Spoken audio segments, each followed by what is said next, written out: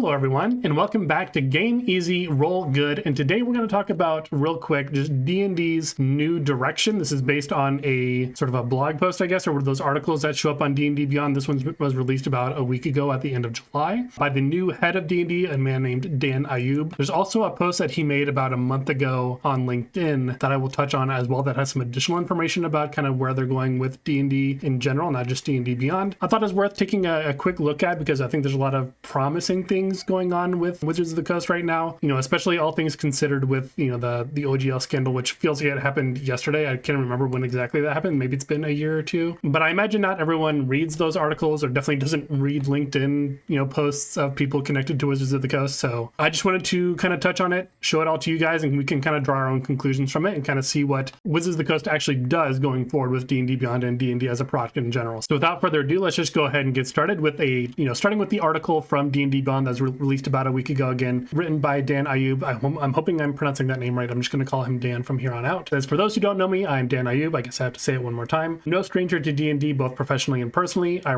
previously worked with Wizards of the Coast on their digital products and have recently become head of the Dungeons & Dragons franchise. I think that franchise is an important word that we'll touch on a future slide. As I've also been playing D&D since I was 12 years old, when the basic set got me hooked. To know firsthand the power D&D has to ignite your imagination and foster friendships. I've been playing with the same group when I started all those years ago. I'm lucky enough that the game I love has not only shaped my friendships, but my entire career. Every morning, I still have to pinch myself because I get to help guide the future of a game I've loved since the first roll. I'm here to open a dialogue with you, the players, dungeon masters, live stream watchers, and storytellers. You've filled taverns with laughter, launched spells across the multiverse, and rolled death saving throws with anxious hearts. Dungeons and Dragons belongs to you, and we're putting it back to where it belongs, at your table. So a lot of this, basically the intro to this post of his, there's more information that we'll cover later on. And it's basically just him introducing himself, but I think there's a few points that I'd like to point out here that kind of drew my attention at least. First one, I think the biggest flex that he has, even looking at his past career, is that he's been playing with the same group since he was 12. Can't imagine how many of us can actually say that. I don't even have a lot of the same friends I had. I don't know any of the same people besides my direct family that I knew when I was 12 years old. So I imagine that's not everyone, but that's certainly my experience. So I can't even imagine, again, having friends that long, let alone maintaining the same hobby with that friends for that long. Jokes aside, I think the fact that he includes live stream watchers in their intended audience is pretty telling. They're not only looking to serve the players and the dungeon masters and the actual storytellers. I guess I don't know who that would include per se. I think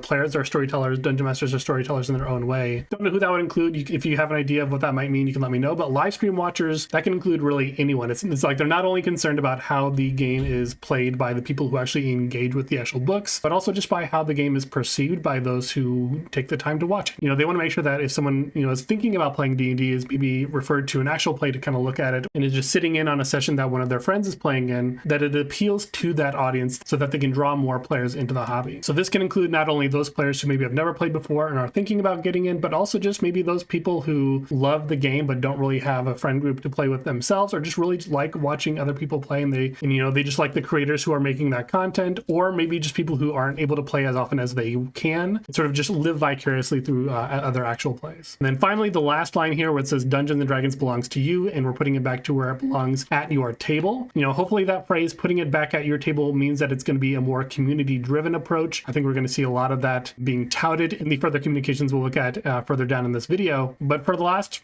while now, Wizards of the Coast has been a very sort of insulated company where it's like, we're just going to make stuff and ship it out to you. And maybe they would sort of respond in a very indirect way based on, feedback on forums and other Reddits and places like that, where they can maybe have their finger on the pulse of what the community is thinking. But I think especially with the feedback throughout the whole core rulebook process, and the feedback, the consistent feedback on the Unearthed Arcana's, or and after then as well, they've definitely changed the way that they've done that approach. They've made updates even to the most recent Unearthed Arcana, that it's easier for us to leave comments about what we think without having to rank things a certain color. I know I certainly felt that way. I know a lot of people felt that way, and they actually made that change in that form so that people can provide more specific feedback if they have more nuanced takes that can't really just be expressed by a color. But it does feel like they are really interested in what the players think about their product, and so we've been seeing these sort of hints and inklings of changes that are happening within D&D as a product. So before I get onto the rest of this post that occurred a week ago. I did want to touch on another post that I referenced earlier that he posted about a month back on LinkedIn. So I believe this is when he actually became the head of Dungeons & Dragons. And while most of this post is basically just him, again, telling his own history with Dungeons & Dragons as a product, there's one paragraph here that I think is particularly a standout. So it's kind of showing that like D&D, I guess you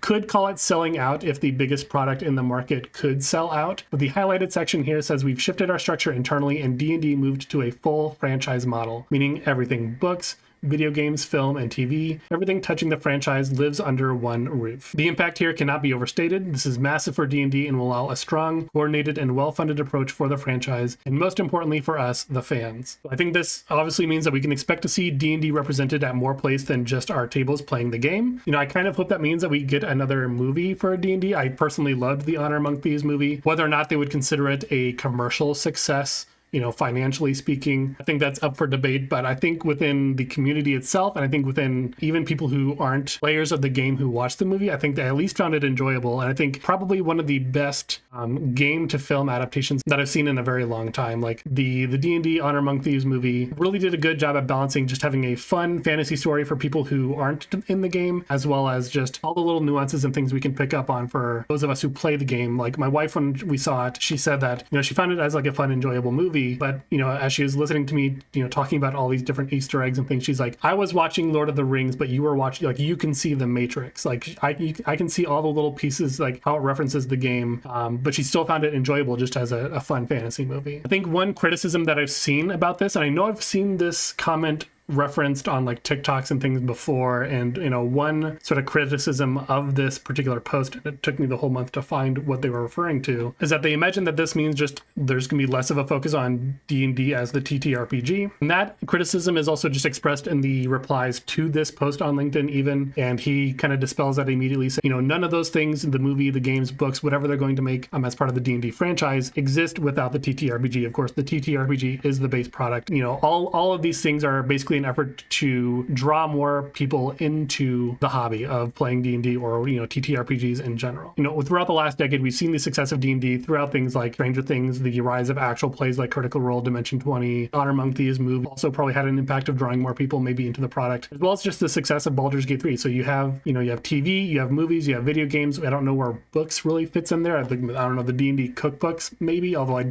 I have one of them and it's not what I would have hoped it was. I don't know what I was hoping it was for, but it's a gift, so it doesn't really matter. It's still fun. I have made some of the recipes from there. All this really does just seem more in an effort to try to draw more people into the hobby who maybe have never considered it before, you know, going through avenues that aren't just people who already play the game. Because it, you know, D&D, once you're into it, you know, it's certainly a lot of fun, but it's certainly from the outside looking in, it certainly has like a stereotype or even a stigma, even these days, among people who maybe aren't quite as nerdy as some of us. With all that aside, let's go ahead and get back to the original article where they're talking about sort of the future of D&D. So the first thing that they wanted to touch on was that it's a system that belongs to you. That's you, us, the people who play it, the community. We have a TTRPG of our own. It's a system that belongs to us. The main line here that I thought was interesting is that they were talking about the core rule books, and they said that this upgrade doesn't replace the previous rules, it enhances them. And I thought that's like, what a wild thing for someone who isn't someone who designs the rules of the game to say. And I know this isn't really new. I think, you know, Jeremy Crawford, when he was still at the company and he was talking about the new core rule books, he kind of reiterated a lot of the same things, that this isn't really supposed to be replacing any of the previous material for 5th edition. It's just building upon it, and that if there are new rules, but basically if you needed permission to use other 5th edition books with the new rules in concert with them, then I guess you kind of have it here as well, from the head of D&D, as well as, you know, through the actual game designers like Jeremy Crawford, who had said similar things earlier. Basically, the new core rule books, if you're using them, if the rule exists in those rule books, you should use those, but you shouldn't be afraid of using other rules that exist in other books, or even the older core rule books. Rules exist there that don't exist in the new ones, such as the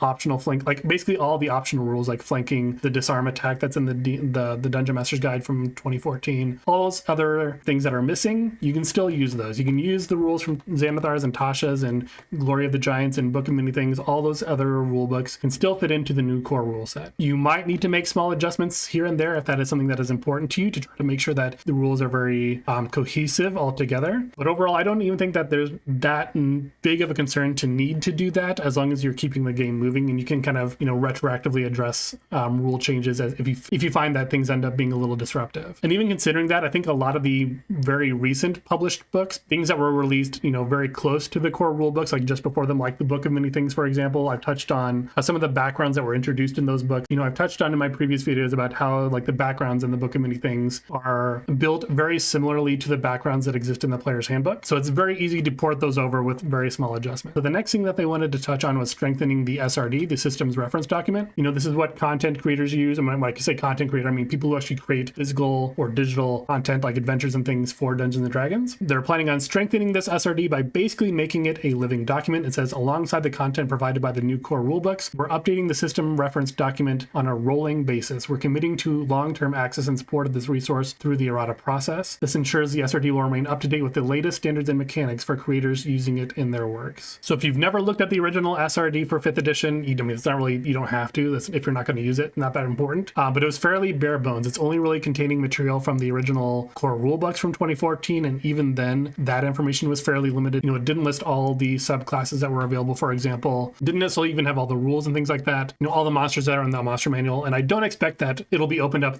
quite that wide. But what I'm hoping is that what this means by latest standards and mechanics is that if they introduce a new form of, Xanathar's Guide to Everything, where it's supplemental rules or additional mechanics, that some of those are then added to the SRD if they become sort of generally accepted rules by the community. Is that people are going to be playing with these rules anyway. People who are creating content for D&D need to be able to reference those without necessarily getting any sort of like legal trouble for whatever reason. So if Wizards of the Coast's interest is in creating a more community-driven ecosystem, I think this is a strong step in the right direction. The next update that they mentioned in this article here is that there's an update to their maps program. This is their virtual tabletop. This is what you can use to kind of go in and play. I personally have never used maps on D&D Beyond, but currently you can only really use maps if you have a D&D Beyond subscription. But starting September 16th, they're saying that all D&D Beyond registered users can run games on the maps virtual tabletop with no subscription required. So you just need to have a free registered account on D&D Beyond, and you can use the virtual tabletop kind of for free. It's free-ish, because they continue to say the core experience will be available to everyone. If you own a map, module, or adventure on D&D Beyond, you can use it on maps and invite your friends to play, period. So you do need to have a